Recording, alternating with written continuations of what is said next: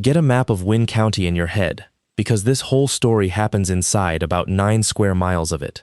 There is a town at the bottom of a valley called Tarbell, just under 7,000 people, a high school, 2 traffic lights. Running north out of it is Route 9, and about 1.5 miles up Route 9 there is a turning on the right for the county clinic, which is open until 9 on weeknights and has a lit sign you can see from the road. Keep going north instead of turning, and Route 9 climbs for 3 miles, and then there is a haul road on the left with a gate on it. That haul road goes up to the number 6 pit at Gaddy Aggregate, a hole in the ground about the size of the town it feeds, with green water in the bottom of it, and a bench road spiraling down the inside like a thread on a screw. The clinic and the gate are 7 minutes apart by car. The 2 routes share the first 800 yards, and then they don't share anything. On a Tuesday night in October, a woman told her husband she was driving their son to the clinic. The car went north. It did not turn right. I'm Nathan, and the reason this one has stayed with me for years is that almost every single thing that went wrong here was decided in about 90 seconds by people who did not have the facts yet, including me the first time I read it. Alden Bayless worked as an air traffic controller, and if you want to understand what happened in his house, you have to understand what that job actually is.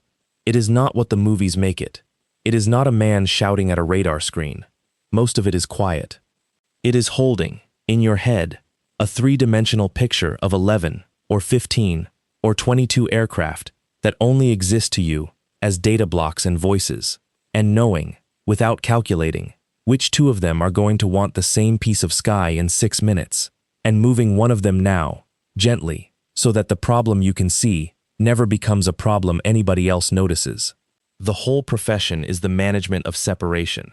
That is the actual word they use for it. Separation. You are paid to keep things apart. He worked at the Regional Approach Facility about 50 minutes from Tarbell, in a windowless room with the lights down, on a rotating schedule that would break most people. An evening, then a day, then a midnight, in a pattern that never quite lets your body settle. When he was on position, he wore a headset, and he did not have a phone. Nobody on that floor has a phone. You are relieved for breaks by another controller who has to be briefed and who has to accept the position formally, in a set of spoken phrases, and until that happens, you do not get up out of that chair for any reason at all. I want that on the table now, before anything happens, because a man's entire life is going to turn on the fact that for 6 hours on a Tuesday night, he was doing a job that does not let you answer a call. People ask him what the worst part of the job is, and he says the handoff, which surprises them. Not the traffic, the handoff. You are transferring a picture that exists only in your head to another person's head, out loud, in about 40 seconds. And if you leave one thing out of it, a slow aircraft you were planning to turn, a pilot who sounds tired, the other person is now flying with a hole in their picture and does not know the hole is there. He said once that the whole job is the discipline of not assuming somebody else can see what you can see. Hold that too. He was 41. He had done it for 16 years. He had married Lorna when they were both 24, and it was, by the account of everybody I have spoken to, a good marriage in the specific, unglamorous way of 2 people who ran a household in shifts and did not resent each other for it. They had met at a wedding neither of them wanted to be at. Their first 3 years were the years everybody has. A rented duplex with a bad furnace, 2 cars that were always 1 repair from the scrapyard, an argument about her mother that they still, 20 years later, could reduce each other with in about 4 words. Then the schedule arrived, and the schedule shaped them. A rotating watch is not a job you have. It is a weather system you live inside.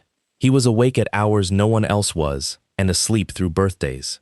She learned to run the house as a solo operation with a partner who materialized at odd angles, and she was good at it, and she was also, quietly, tired of it, in a way she mostly did not say. They were not a fairy tale. They were a functioning arrangement between 2 people who still liked each other, which after 17 years is rarer than the fairy tale and worth more. Lorna Bayless was a pharmacy technician at the chain drugstore on the Tarbell Square. She had grown up 2 counties over, and had come to Tarbell because of him and had never entirely stopped being a person from somewhere else, which in a town like that is a permanent status. She was practical. She was funny in a dry way that took people a while. She had a habit of writing the grocery list on the back of the previous week's grocery list until the paper was a palimpsest of everything they had eaten for a month. They had 2 children. Keen was 14. Elva was 8. The thing to know about Tarbell is that Gaddy Aggregate is not a villain in that town.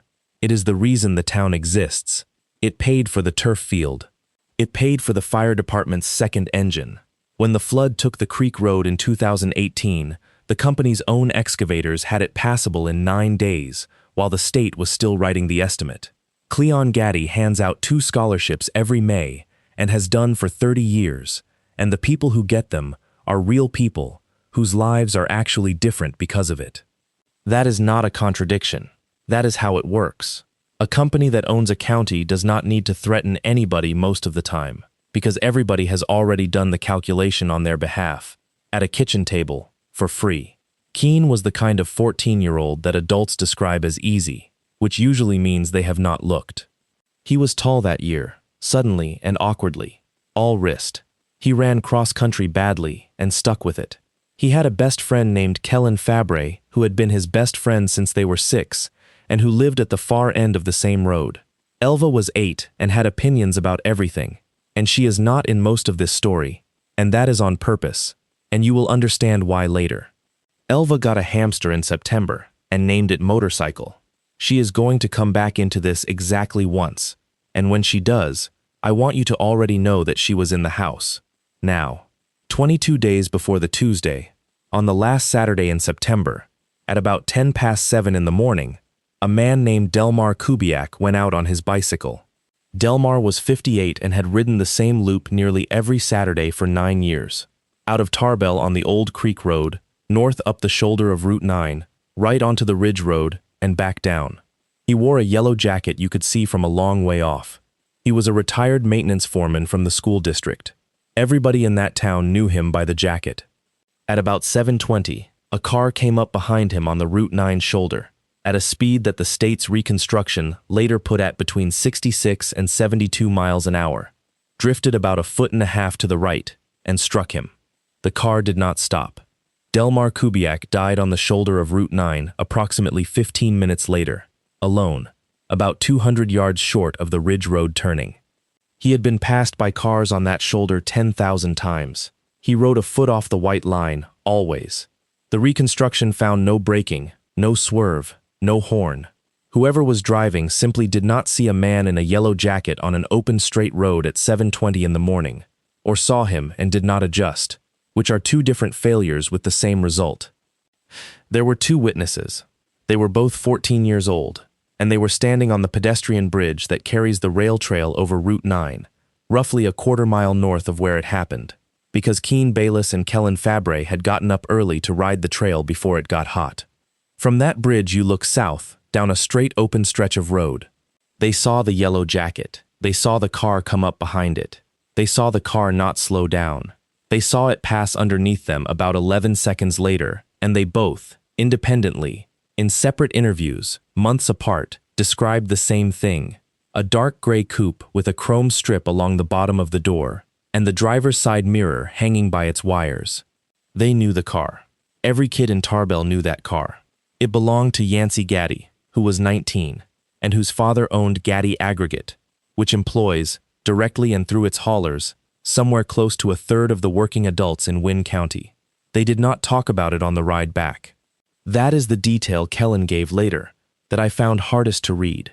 2 14-year-olds rode the rail trail 3 miles back into town in complete silence, and then split up at the corner of Vine without saying goodbye, and neither of them mentioned it to the other for 19 days, although both of them thought about it continuously. Kellen's version of the silence is simpler than Keen's. Kellen's dad drives for a Gaddy hauler, and Kellen is the 4th of 5 kids, and he understood, without needing to think about it, that his family lived on that company's money. He did not decide not to tell. He simply never at any point considered it a live option, the way you do not consider walking into traffic. Alden Bayless went home and did not tell anybody. I have thought about that for a long time, and I want to be careful with it, because it is very easy, from a chair, to say what a 14-year-old should have done. Here is what he was working with. He knew Kellen's dad drove for a Gaddy hauler. He knew his own mother's pharmacy filled the company's occupational health scripts and that half her hours came from that contract. He knew, because everybody in Tarbell knew, the way you know the weather. The story about the Threlkelds, whose son had gone to the state about a load ticket thing in 2019 and who had left the county 8 months later with nothing. And he knew one more thing, which is the thing that actually did it. He had heard his own father say, at a kitchen table, without any particular heat, about some other matter entirely. You don't put your hand in the Gaddy's business. Nobody in this county can afford it. Alden had said that. He does not remember saying it. Keene remembered it exactly. So a boy did the arithmetic that children do, which is not moral arithmetic but survival arithmetic. And he came out of it certain that if he opened his mouth, his family would be destroyed, and he decided to carry it alone. He was 14. He carried it for 19 days before it started coming out of him sideways. He stopped eating breakfast. He started running twice a day, which his cross-country coach thought was terrific. He would not ride past the bridge. In the second week, he began waking up at around 3 in the morning and going downstairs and sitting in the dark in the kitchen, and Lorna found him there twice, and both times he said he'd had a bad dream, and both times she believed him, because a 14-year-old having a bad dream is the most ordinary sentence in the world. What Keene did instead was go and stand at the roadside memorial. It went up on the Tuesday after. A white painted bicycle bolted to a post, and a wreath. And then over the following days, the accumulation that happens. A rain-warped photograph, a laminated card, a small stone somebody had painted. He went on his run and stopped there and stood, and then ran home, and did that most days for 2 weeks. The reason I know that is that Winona Kubiak drove past on a Thursday and saw a tall kid standing at her husband's memorial in running clothes with his hands at his sides, and she thought, "That's nice, one of the school kids," and she did not stop. And she has had to make peace with that. The Gaddys found out on the 18th day, and they found out the way things get found out in a small town, not through cunning, but because Kellen Fabre told one person. He told his older sister. His older sister told her boyfriend. Her boyfriend worked at the truck shop. By that Thursday, Norval Stapp knew. Norval Stapp was 52, and his job title at Gaddy Aggregate was Site Services Manager, which is a title that covers whatever needs covering. He had been with the company 26 years. He was not a thug.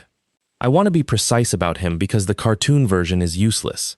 He was a competent, mild, extremely organized man who ran the gate logs and the contractor insurance and the community sponsorships, and who had, over a quarter century, developed a set of methods for making problems smaller that had never once required him to raise his voice. I want to be fair to Norval Stapp about one thing. Nothing he did in that first week was illegal, and he knew exactly where that line was. He had spent 26 years learning where it was. A pickup on a public road. A phone call about a consulting job from a company that does, technically, exist. A mailbox removed without damage. If you took each of those to a lawyer separately, you would be told there is nothing there. Together, aimed at one household, over 5 days, they are a message with a return address, and everybody involved understood that perfectly. His method had 3 moves, and the Bayless family got all 3 inside of 5 days. The first move is presence. On the Friday, a white company pickup parked at the bottom of the Bayless's road, at the turnaround by the culvert, for about 2 hours in the middle of the afternoon. Nobody got out. It was gone by 4. It came back Saturday and stayed longer. There is no law against parking on a county road. The second move is an offer. On the Monday, Alden got a call at home from a man he had never met, from a company he had never heard of, offering him a consulting position, 20 hours a month, from home, safety systems review, at a rate that would have doubled the household income. Alden asked what the company did. The man said aggregate logistics. Alden said he'd think about it, hung up, and sat in his kitchen with a very specific cold feeling that he could not yet attach to anything. The third move is the household. On the Monday night, somebody took the mailbox off its post at the end of the drive. Not smashed, unbolted, and laid neatly on the grass with the mail still inside it. I have read a lot of intimidation cases, and I have never encountered a detail I liked less than that one. It is not vandalism. It is a sentence. It says, "We were at your house. We had tools. We took our time, and we did not hurt anything." Lorna saw the mailbox on Tuesday morning, and on Tuesday afternoon, at about 20 past 4. Keene came home from school, went upstairs, and did not come down. On the Monday night, after the mailbox, Alden did the thing that people in his position do, which is nothing much. He walked the property line with a flashlight. He wrote the plate of the white pickup on the back of an envelope from memory and got 2 of the digits wrong. He decided he would call the sheriff's non-emergency line in the morning, and then in the morning it looked like exactly what it was, which is a mailbox on some grass, and he did not call. I do not blame him, and neither should you. There is no version of "somebody unbolted my mailbox" that produces a police response. But it is the last moment in this whole story where a phone call would have cost nothing. Alden's shift that night started at 6, evening rotation, 6 to midnight, which meant leaving the house at 5 past 5. He remembers the last 20 minutes in the house better than he remembers most years of his life. Elva was doing a diorama for school on the living room floor. Lorna was at the counter. He went upstairs to say goodbye to Keene and found him on his bed with his back against the wall and his knees up and his hands flat on his chest, breathing in the shallow, fast, mechanical way a person breathes when their body has decided something their mind hasn't told them yet. Keene said his chest hurt. Alden sat on the edge of the bed and asked the questions. Sharp or heavy? Does it move? Can you take a full breath? Has this happened before? The boy said heavy, and no, and sort of, and yes, twice, at school. I need to say clearly here, the chest pain was real. Every doctor who has looked at this since has said the same thing. A 14-year-old who has been holding what that boy was holding for 19 days will get chest pain. That is not a metaphor. The body sends the bill. Alden said he'd call in and take the shift off. And Lorna, from the doorway, said no. She said it lightly. She said the clinic was open until 9, that she'd have him there in 10 minutes and probably home by 8, and that if Alden called in with less than an hour's notice on an evening rotation, it was a mess for everybody and for what? A kid who needed to be told he was fine. She said, I'll drive him to the clinic. You stay here. He looked at her. He has spent 4 years being asked about that look, and he has never found a better description than the one he gave the state police at the beginning. She was steady, and her hands were not. She was standing with her arms crossed and both hands tucked flat under her elbows, which he had never in 17 years seen her do, and her voice was completely level, and she said it twice. If he had been anybody else, he might have argued, but he was a man who had spent 16 years learning to take a handoff, to accept somebody else's read of a situation when they are the one with the picture, and his wife was telling him she had the picture. So he kissed his son on the top of the head, told him he'd be fine, told Lorna to text him, and he'd get it at his break, and he drove 50 minutes to a windowless room and put on a headset at 6 o'clock and did not come off position until 11:40. One more thing about that goodbye. On his way out, he stopped in the living room and looked at Elva's diorama, which was a shoebox with a paper forest in it, and he told her the trees were good, and she said they were supposed to be a habitat, and he said the habitat was good.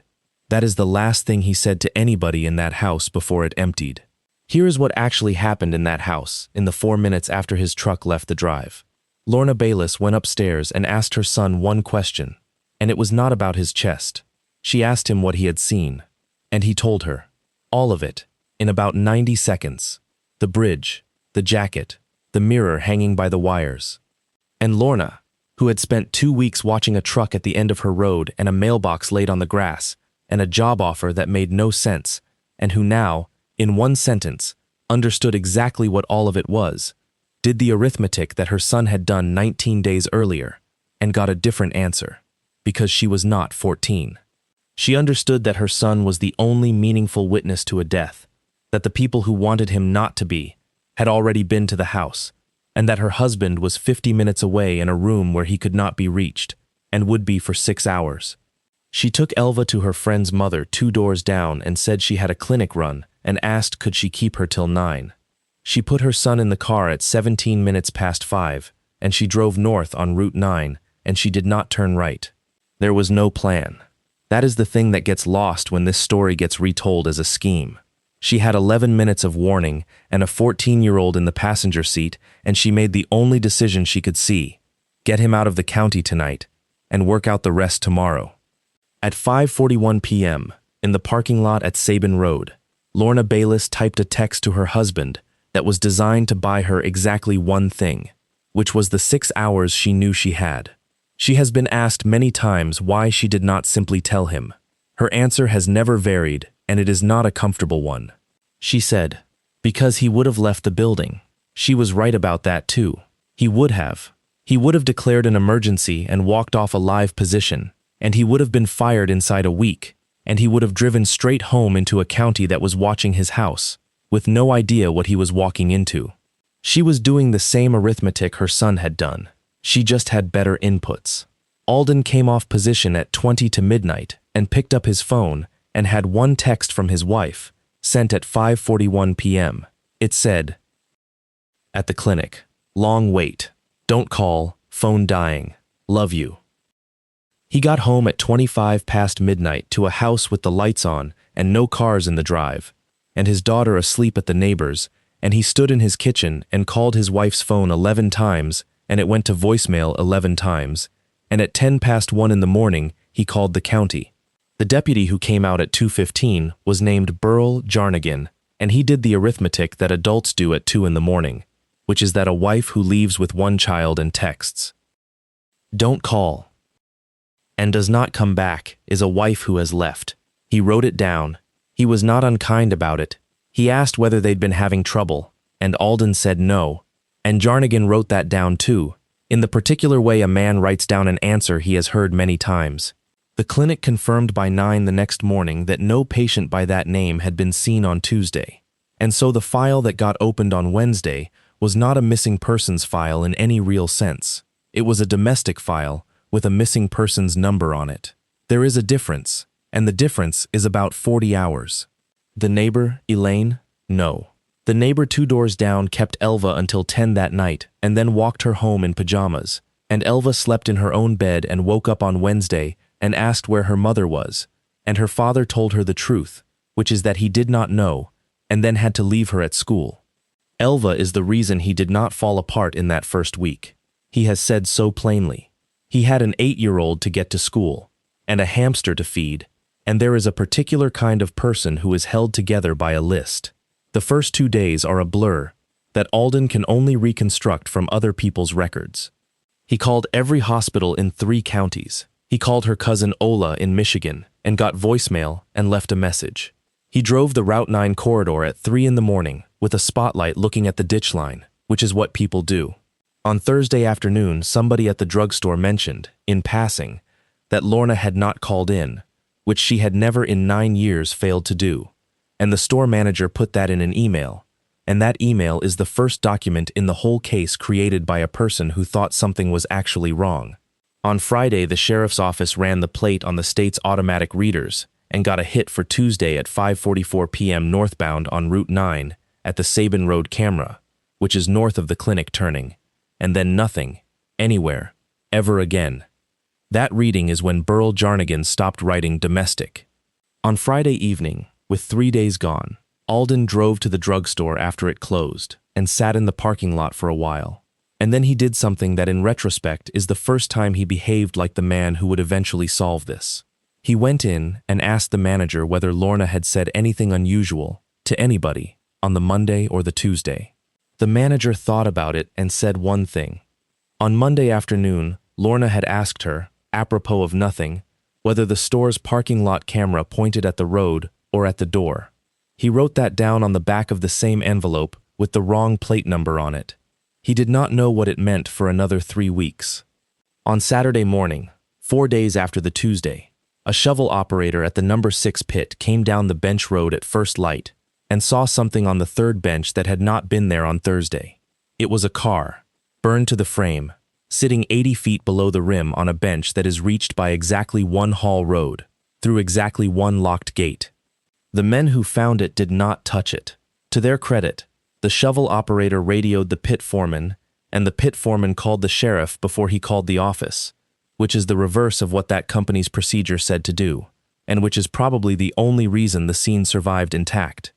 That foreman was 44 years old, had worked there since he was 20, and he lost his job the following spring in a restructuring that the company insists was unrelated. Alden Bayless got the call at 7:50 on Saturday morning. He was told a vehicle matching his wife's had been located at a quarry, and that there was a fatality, and that he should not come to the site. He drove there anyway, and he was stopped at the gate, and he stood at that gate for 6 hours. He stood at that gate from about 8:30 in the morning until 2 in the afternoon. It rained for part of it. A company security truck sat 40 yards inside the gate the entire time, with a man in it who never got out, and Alden could see him, and he has said that he spent a long time that morning staring at that truck, without any idea that he was looking at the reason he was standing there. I want to walk you through the police report the way he got it, because the order in which he learned things is the whole reason this story is what it is. At about 2 in the afternoon, a state investigator named Imogen Rutledge came down to the gate and told him 3 things. The vehicle was Lorna's, confirmed by the VIN plate on the firewall. There was one body, in the driver's seat, and it was not survivable, and there would be no visual identification. And there was no second body. The car had one occupant. Whatever had happened to his son was not in that car. He asked the only question there was, and Rutledge said the words that every investigator says and hates saying, which is that they could not confirm identity yet, and that he should prepare himself. His sister drove down from Erie and stayed. Somebody from the church brought food. Somebody else brought a printed casserole schedule with names on it for 11 days, which is a thing that small towns do that is genuinely, unironically good, and which was quietly canceled about 9 days later when the version with the boyfriend in it took hold. He spent that night doing what you would do. I'm not going to describe it. The report that changed everything came back on the Tuesday, 7 days after his wife drove north, and it is 2 paragraphs long, and Alden Bayless has a copy of it in a folder in a drawer, and he read it to me once in the flattest voice I have ever heard a person use. The remains recovered from the driver's seat were: male. Estimated age 50 to 60. Stature approximately 5 feet 9. Antemortem surgical hardware. An intramedullary rod in the right femur, with a manufacturer's lot number still legible on it. And on the remains, on a chain around what had been the neck, was a woman's wedding ring, inscribed with 2 sets of initials and a date, and the date was the 9th of June, and the initials were his and hers. That is the sentence he could not get past. Not the body, the ring. Somebody had taken his wife's wedding ring off her hand, or out of her house, and put it on a dead man, and burned him in her car. Now, 2 more things came out of that report over the following days, and both of them mattered. The first is that the fire had been started with a road flare and about 7 liters of diesel, and diesel is not what you use if you are trying to destroy a car quickly. Diesel is what you use if you work somewhere that has diesel. The state's fire investigator wrote a line in his report that Rutledge underlined: "The accelerant is consistent with material available at the site of recovery." The second is that the car had not been driven onto that bench. The tires were cold set into the surface material in a way that told the reconstruction team it had been pushed or towed the last 30 feet, at low speed, by something heavy, and the bench had been graded afterward, badly, in a hurry, by somebody who knew how to operate a machine but had never had to hide the fact that a machine had been there. Neither of those facts pointed at a wife who had run off with a man. Both of them pointed, unmistakably, at somebody with keys to a quarry. And for 9 days, nobody in that county followed either of them anywhere, because the ring was on the table, and the ring told a better story. I want to stop here and point at the thing this story is actually about, because we have arrived at it. In the 90 seconds after that report was read out, in a room in Wynne County, 3 separate people formed a conclusion, and all 3 conclusions were wrong, and 2 of them nearly ended a family.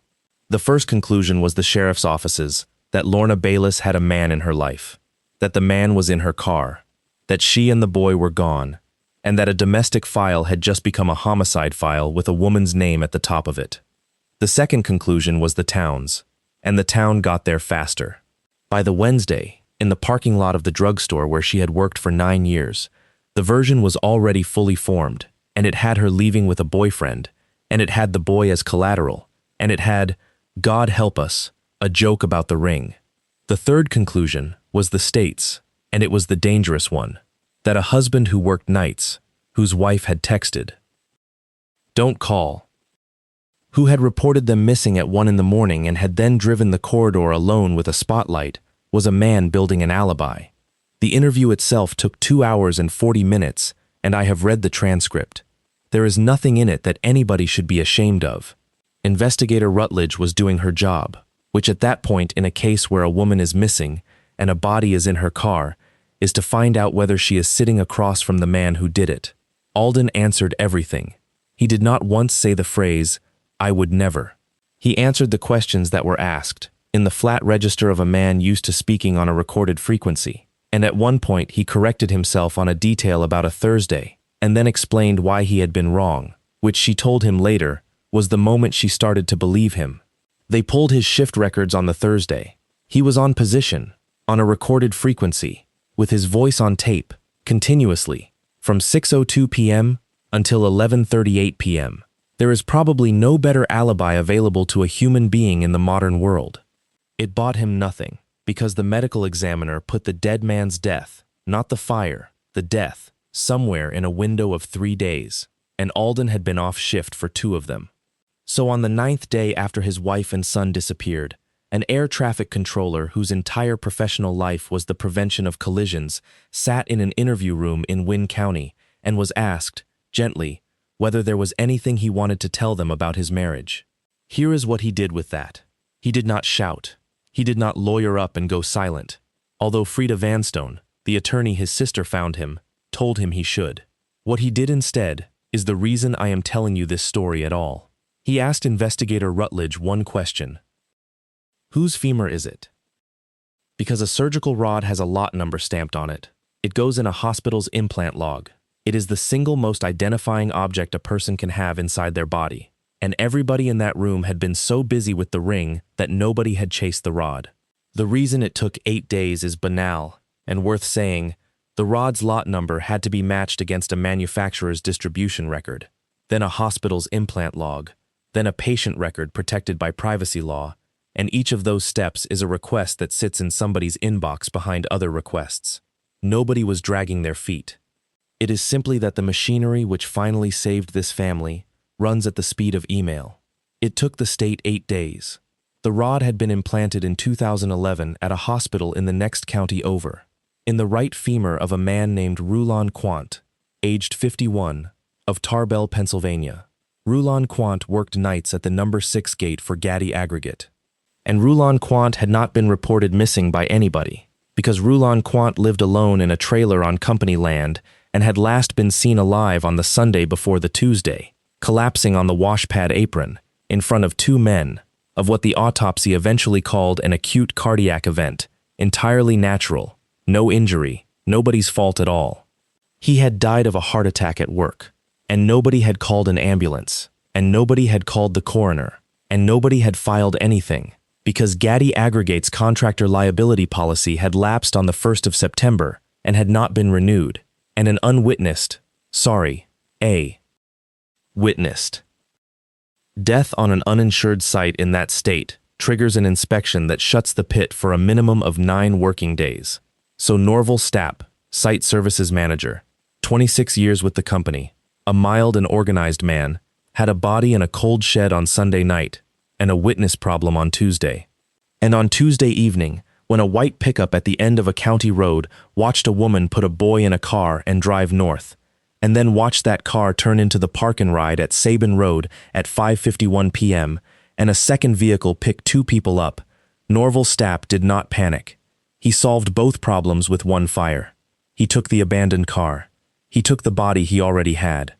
He took a wedding ring that Lorna Bayless had left in a dish on the windowsill above her kitchen sink, because she had been washing dishes when her son came home, and it had been in that dish on Tuesday afternoon, and it had been in Norval Stapp's pocket by Tuesday night, because a mailbox is not the only thing a man with tools can take off a house.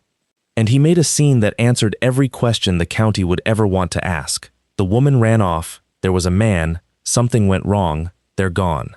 Once the file said that, nobody would look for a boy. That is the part that I think about. The fire was not for the police. The fire was for the narrative. He was not covering up a murder.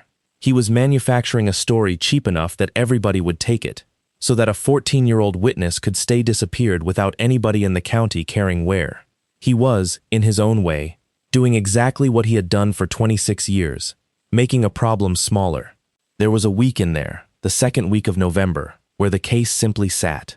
The state had a dead gate attendant in a burned car, and no explanation, and a missing woman and child, and a husband with an unassailable alibi for the fire, and no alibi that mattered for anything else.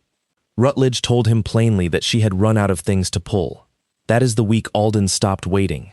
He made a list of every person who had been physically near his family in October.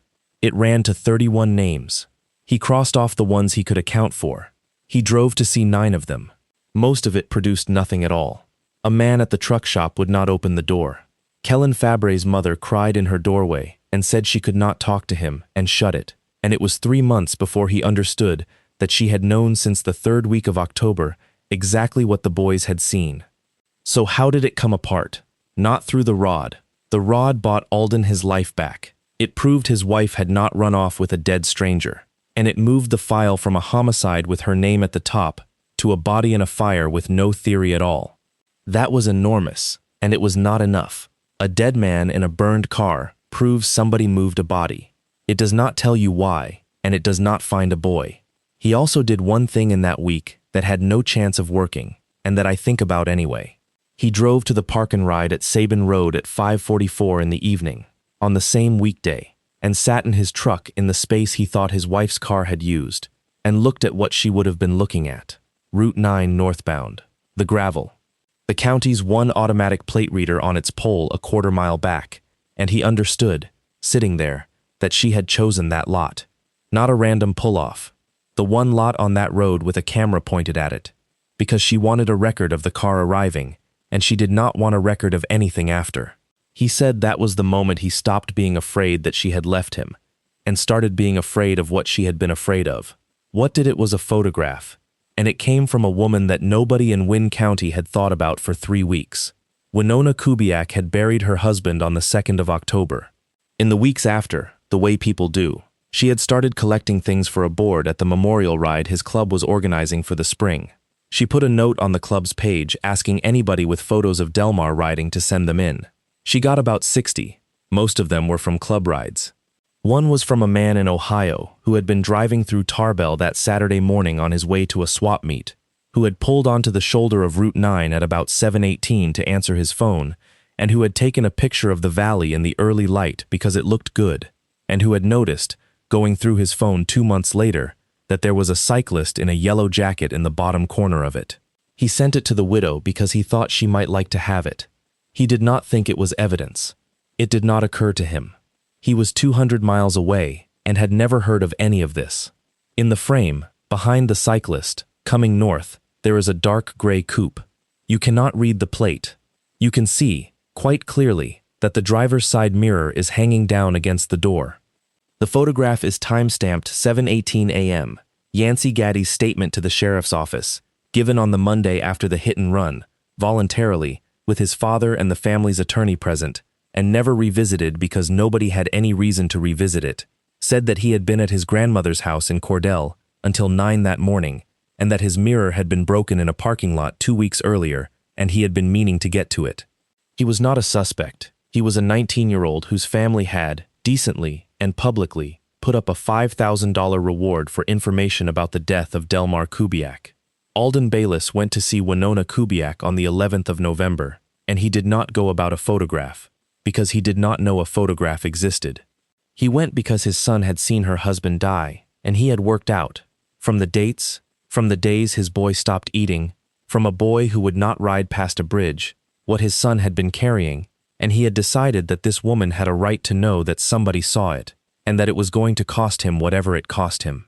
He sat in her front room and told her that his 14-year-old had watched her husband be killed, and had said nothing, and had been terrified into silence, and that his family was now gone, and that he was sorry. She was quiet for a while, and then she went and got a shoebox and put 60 photographs on the table between them and said, "Is one of these your car?" They found it in about 4 minutes. "Here is what I want you to sit with." That photograph had been in that house for 19 days. It was not hidden. It had been printed and set aside for a memorial board because it had a cyclist in the corner. The most important piece of physical evidence in the case was sitting in a shoebox in the living room of the one person in Wynne County that everybody, the sheriff, the state, the company, and Alden himself, had spent 3 weeks treating as a bereaved bystander with nothing to add. Nobody had asked her anything, because in the first 90 seconds, everybody had decided what kind of a story it was. Winona Kubiak drove the photograph to the state police herself that afternoon because she did not trust it to a phone. She is 61. She had been married to Delmar for 34 years. And the thing she said, in the front room, before she went and got the shoebox, after Alden had finished telling her that a 14-year-old had watched her husband die and had been too frightened to speak, has stayed with me more than anything else in this file. She said, "Don't you dare make that boy carry it. He was a child on a bridge. The man who left is the man who left. The rest is quick, because once the frame moves, everything falls through it." The state opened the Kubiak file back up on the 14th. The coupe was in a barn on Gaddy family land, with the front quarter panel replaced and the paint 11 days old. The bodywork had been done by a shop in another county that keeps, as body shops do, photographs of what a car looked like when it came in. Yancey Gaddy was charged on the 22nd of November. Norval Stapp was charged the same week. Abuse of a corpse, tampering with physical evidence, arson, insurance fraud, and, once the state understood the sequence, intimidation of a witness in a homicide investigation. He gave a statement over 2 days that was, by everybody's account, calm, complete, and organized, and in which he never once said he was sorry, and in which he described the ring in the dish on the windowsill in the same tone he would have used to describe a gate log. Cleon Gaddy was not charged with anything, and the pit ran for another 2 years, and then the contracts went, and now it does not. And Lorna and Keen Bayless came home on the 26th of November, in the passenger seats of a car driven by Lorna's cousin Ola Dvorak, who had been keeping them in a rented house outside Kalamazoo for 5 weeks, and who had known, from the second day, that a woman in Pennsylvania had been named in a homicide, and who had said nothing to anybody, because Lorna had told her one thing: "If you tell them where we are, they will find him before the police do." She was not wrong. That is the part people find hardest. Given what she knew on the Tuesday, a company that owned the county, a truck at the end of her road, a husband unreachable for 6 hours, running was not paranoia. It was the correct read. Where she was wrong was in what she thought it would cost. She thought it would cost her a week and a fight. It cost her husband 9 days as a suspect in her murder, and a town that will still, some of it, tell you a version with a boyfriend in it. Yancey Gaddy pleaded, eventually, on the courthouse steps of a trial that was going to be a disaster for his family, to homicide by vehicle and to leaving the scene. He got a sentence that people in Tarbell still argue about. Norval Stapp took his to trial, lost every count, and got a longer one than the driver did, which the sentencing judge addressed directly, that what Stapp had done was not a panicked act but a considered, professional decision to make a boy's disappearance permanent, and that the county would live with what he had tried to make it believe for a generation. Cleon Gaddy testified for 2 days and was, by every account, magnificent, and knew nothing about anything. Kean testified. He was 15 by then. He described the mirror. The family did not leave Tarbell, which surprises people. Lorna went back to the drugstore in March, to the same store, with the same manager, and worked a full year there before she moved to a hospital pharmacy an hour away. Because she wanted, she says, to leave on a day of her choosing rather than be run out. There were people in that town who crossed the square rather than pass her. There were also, and she is careful to say this, about 9 or 10 who came in specifically to be seen speaking to her. Elva is 12 now. Motorcycle the hamster died, as hamsters do, and is buried at the corner of the garden under a stone she painted, and she has no memory of any of this except a diorama and a night at a neighbor's house. Alden went back to work in February. He asked to be moved off the rotating schedule and onto straight days, and he took the pay cut that goes with it, and he says the interesting thing about that is how little he thinks about it. One last thing, and then I'll get to it. About 8 months after they came home, Keen Bayless asked his father to drive him out to the rail trail bridge over Route 9. He wanted to stand on it. Alden says the hardest part of the whole 4 years was not the interview room, and it was not the gate. It was standing on that bridge next to his son, while the boy looked south down that straight open stretch of road and said, in a completely ordinary voice, "It's not even far. You can see everything from here."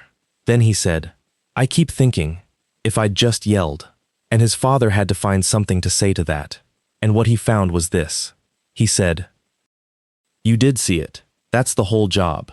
Everybody in this county looked at that road for 3 weeks, and the only person who actually saw what happened on it was you, and you were 14, and you were on a bridge. The seeing was never the problem. Being the only one holding it was the problem, and that was ours, not yours." Keen is 19 now. He is at a state school 2 hours away, studying something practical. He rides that trail when he is home. So, what do you do with a story like that? Here is the thing I keep coming back to, and it is not the fire, and it is not the company. Every catastrophic thing in this story was decided in the first 90 seconds, by people acting on a story instead of a fact. A boy, standing on a bridge, worked out in 90 seconds what would happen to his family if he spoke, and he was operating on a sentence he had heard his father say at a kitchen table about something else entirely. He got it wrong, and it cost him 19 days of holding a death in his chest, and it cost him a year of his life afterward. A deputy at 2 in the morning looked at a text that said, "Don't call," and knew, in 90 seconds, what kind of case it was. He was doing what experience tells you to do, and experience is usually right, and that is exactly what makes it expensive when it isn't. A county looked at a ring on a dead man and had the whole story inside of a day. And a very organized man with a body and a problem understood all of that perfectly and used it. That is what he was actually doing when he lit that car. He was not hiding evidence from investigators. He was handing a town the story it was already leaning toward, because he knew that a story that arrives early does not get checked. The only person in the whole thing who did not do it was Alden Bayless, and he did not manage it out of wisdom. He managed it because 16 years in a dark room had trained one specific reflex into him. When the picture you have does not account for something, you do not resolve it. You go and get more information, and you keep everything apart until you have it. He is the one who asked whose femur it was, when everybody else was looking at a ring. And he is the one who drove to the house of a widow he had been told to leave alone, not to get anything, but because he owed her a true sentence, and got handed, in a shoebox, the thing that ended it.